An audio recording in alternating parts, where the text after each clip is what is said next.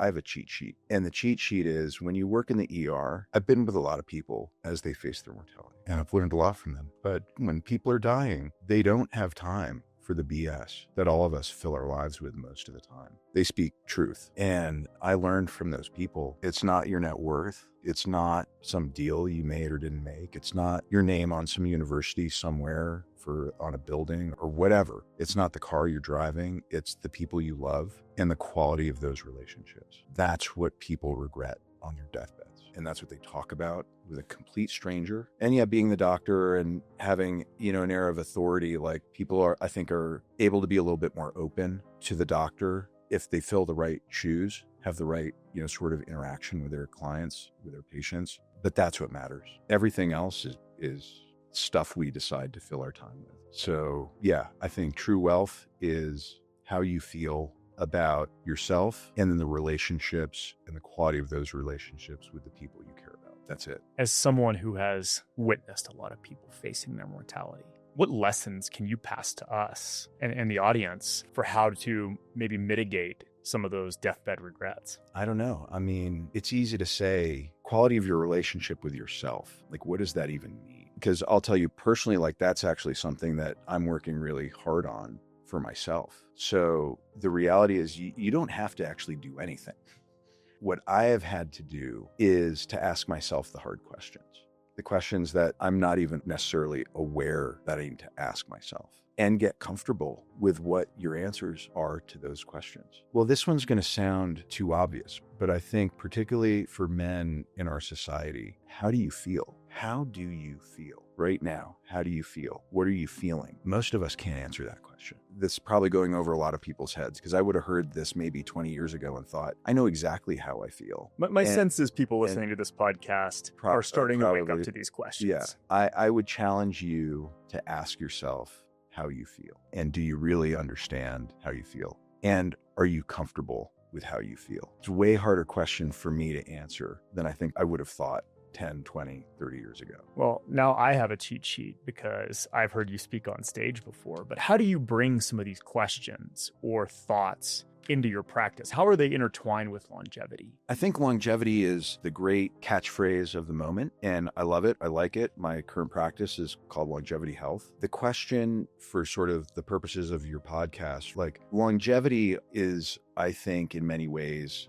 monetized, as we're fantastic at doing. And it's amazing about what we do. I would then sort of layer well-being, right? Because longevity is one thing. And there's an image of like, I'm going to live to 140 and I'm going to do all this stuff and run marathon. And that's what some of these talking heads are sort of promoting, have goals of doing. And I think there's nothing wrong with those goals, right? For the right person, like fantastic, awesome, good for you. What's the well-being of your humanity, your spirituality, your true inner self? I think a lot of this longevity stuff and performance stuff are the masks that we put over that sort of deeper level of the well-being. And I think a lot of people, their longevity might look pretty good on paper, but if you got into their well-being, probably doesn't look so good. And so for me, it's really how do you bridge that? I don't want to call it gap or divide or maybe misunderstanding around like what is real longevity? Longevity isn't living if you're not fulfilled, if you don't have quality relationships, and if you don't have a sense of purpose. And I think these are ways that we can articulate, well, what is true well-being? True well-being is being comfortable with yourself. I like red light. I like red light therapy and sauna as much as the next guy. Yeah. Kind of what I hear you pointing to is that a lot of times those are majoring in the minors. Yes. Right. So what are the major factors in your view for the longevity, stacking that pyramid? Yeah. So the longevity pyramid that I guess you saw that. Yeah. This is what's so fascinating, which is we can intellectualize all we want. And there are certain things that are easier to measure than others. And therefore there's sort of a preponderance of data, like it maybe the spotlight's pointing over in this direction just because we can measure it. But if you're willing to actually take a step back and look at the real fundamentals, the people who live the longest have a sense of purpose and a sense of connection. And it doesn't mean like smiley, happy, joy. It's they're happy with who they are and how they're being in the world. That is the longest lived people, the common thread that underlies all the other stuff. Because yes, I'm not trying to minimize diet and exercise and medical care and all these other things play a role. But the longest lived people have connection, they have purpose, and they're comfortable in their own skin. That's all you need to live a long, fulfilled life. When I speak, I think it resonates with people because I do my best to try to connect the fancy things that we can do medically to these deeper, more meaningful subjects, and really try to really just bring awareness to that fact, let it into the room, acknowledge the importance of it, can be incredibly powerful for people. Because in my day-to-day medical practice, I guess I'm not sure how that shows up other than I want to be true to myself and I want to be true to the person I'm working with. And so, one of the things I'll say is, I'm not dogmatic about any medical therapy or recommendation. And this I've learned, from my clients and my patients in the ER over the years.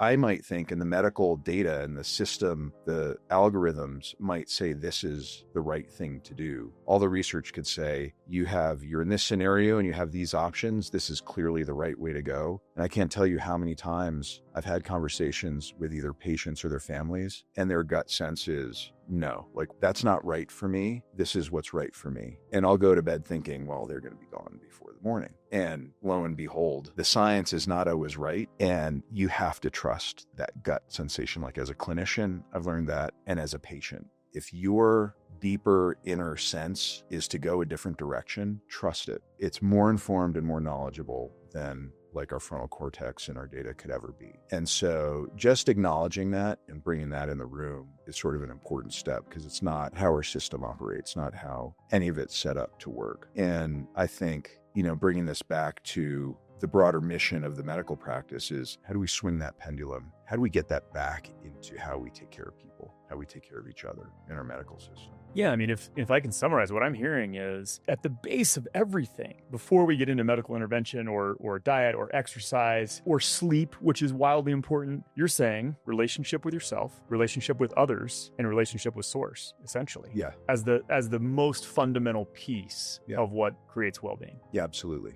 No question. And this is where we're so well conditioned to go to data and frontal court, like these rational, linear, logical thinkings. And it's hard to sometimes debate or have what some would consider a true intellectual, evidence-based conversation around this. And yet, I can't tell you how many times in my personal clinical medical experience that when you trust that intuition, even when it flies in the face of the data, you're more likely to be right than wrong. And so there's real world practicality and application for that we don't allow space for academically, I think, in medicine or in other professions and realms in our Western sort of trained minds and culture.